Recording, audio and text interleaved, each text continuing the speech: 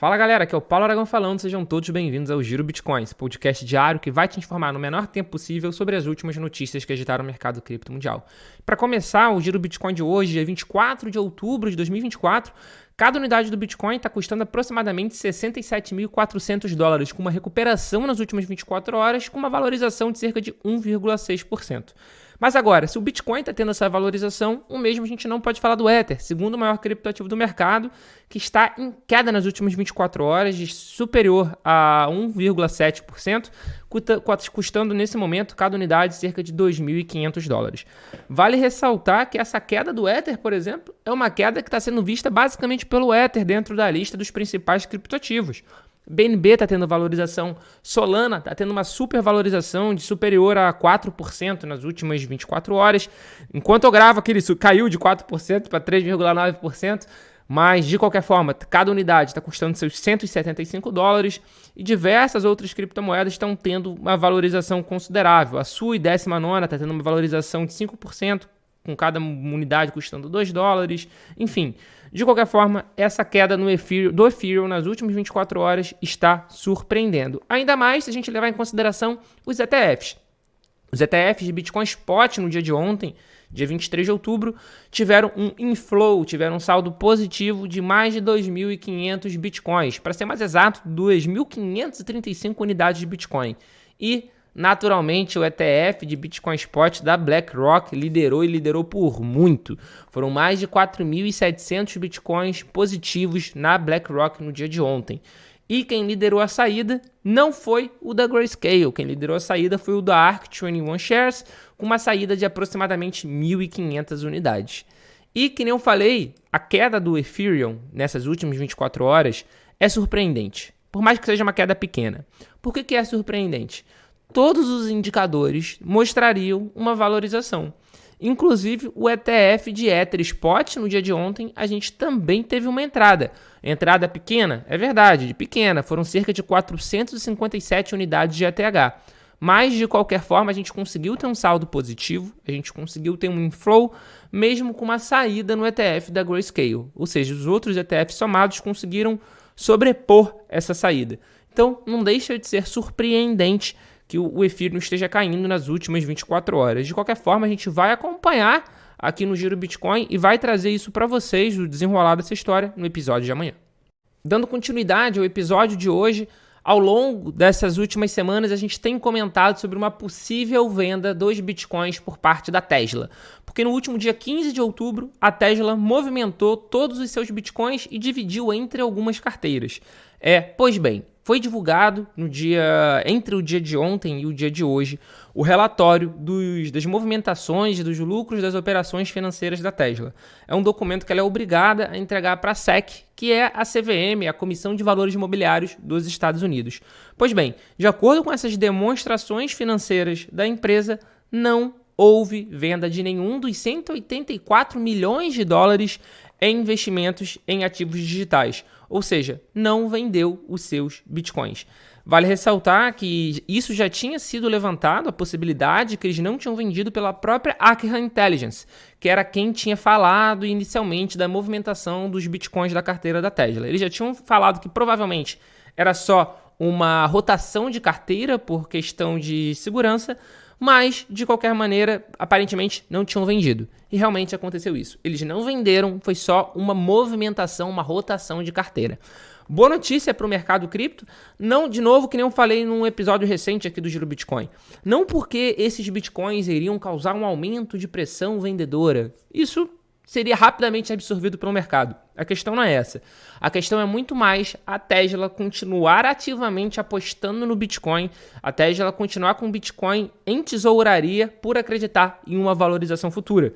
Isso é mais um indicativo que os institucionais continuam acreditando e até continuam acreditando cada vez mais no Bitcoin e nas criptomoedas de uma forma geral. Deixando um pouco os Estados Unidos de lado agora e falando sobre o Brasil, o Banco Central do Brasil defendeu o potencial do DREX, que é o Real Digital, a CBDC brasileira, e tokens RWA durante reunião do FMI.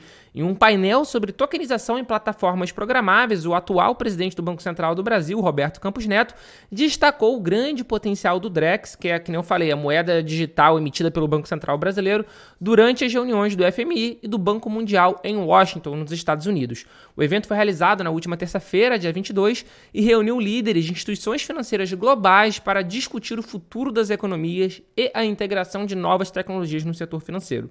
Campos Neto afirmou que o cruzamento entre a tokenização e o Open Finance ainda é subestimado e pode oferecer mais oportunidades do que o mercado atualmente reconhece. Segundo o presidente do Banco Central, o futuro das finanças passa pela criação de um ambiente integrado, onde a tokenização e os pagamentos instantâneos convivem em um mesmo espaço, permitindo uma transformação profunda na maneira como as pessoas e instituições interagem com o dinheiro. Vale ressaltar que o Roberto Campos Neto ele vai sair da presidência do Banco Central do Brasil. O próximo presidente indicado pelo presidente Lula vai ser o Galípolo. E o Drex é um tema muito polêmico. Ele é polêmico, inclusive, para a próxima presidência do Banco Central e para todo mundo que preza por alguma liberdade.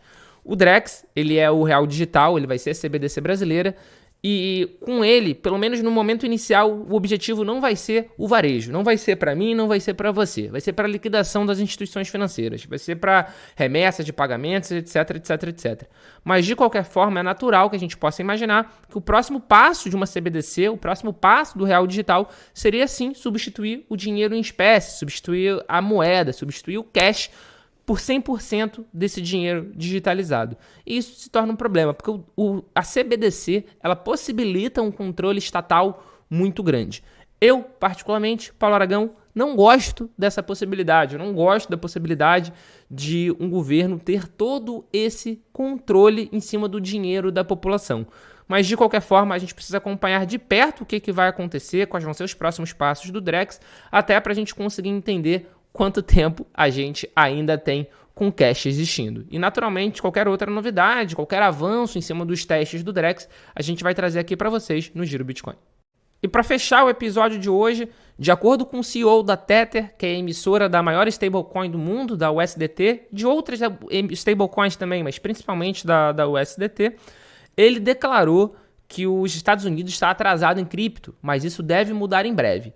Os Estados Unidos estão atrasados na regulamentação das criptomoedas, mas podem começar a formar leis após as eleições. Essa foi a declaração do Paolo Ardoino, que é o CEO da Tether. Não há lugar como os Estados Unidos. Os Estados Unidos sempre lideraram o desenvolvimento tecnológico em todos os campos. Essa é a primeira vez na história que eu vejo os Estados Unidos deixando a desejar. Quem quer que vença as eleições, acho que é muito, muito importante que a regulamentação cripto, regulamentações sensíveis para cripto e regulamentações de stablecoins se concretizem de forma que protejam os usuários finais. Essa é a minha lista de desejos. Ressaltar que, apesar dele ter falado quem quer que seja que vença as eleições, é sabido que atualmente entre os dois candidatos a presidente dos Estados Unidos, o candidato republicano, o ex-presidente e atual candidato Donald Trump, ele é quem tem se mostrado, quem tem se demonstrado, pelo menos, mais crypto-friendly, mais a favor das criptomoedas. A Kamala Harris, que é a atual vice-presidente candidata pelo Partido Democrata, ela representa, digamos assim, a continuidade do governo do Biden, que foi um governo extremamente opressor à indústria cripto nos Estados Unidos. O que vai acontecer, a gente não sabe, mas as casas de aposta têm dado uma larga vantagem para o Trump. É bem verdade que nas últimas 24 horas a Kamala ganhou 2%, mas de qualquer forma ainda está cerca de 62% a 38% de chance a favor do Trump, de acordo com os dados da casa de aposta Polymarket, a casa de aposta descentralizada. Se isso vai acontecer ou não, a gente só vai saber em 11 dias na eleição dos Estados Unidos. Mas, de qualquer forma, o mundo cripto todo está olhando muito para essa eleição, porque essa eleição pode simbolizar ou uma valorização do mercado cripto, ou então uma desvalorização, ou algo pró-cripto, ou então uma perseguição à indústria cripto americana, que a gente sabe que é muito importante para o mundo todo de uma forma geral. Esse foi o Giro Bitcoin de hoje. Muito obrigado pela sua companhia. Não deixe de colocar aqui embaixo nos comentários sugestões, o que você queria que a gente trouxesse para vocês aqui nesse podcast diário. E a gente já tem um encontro marcado aqui no nosso episódio de amanhã. Valeu!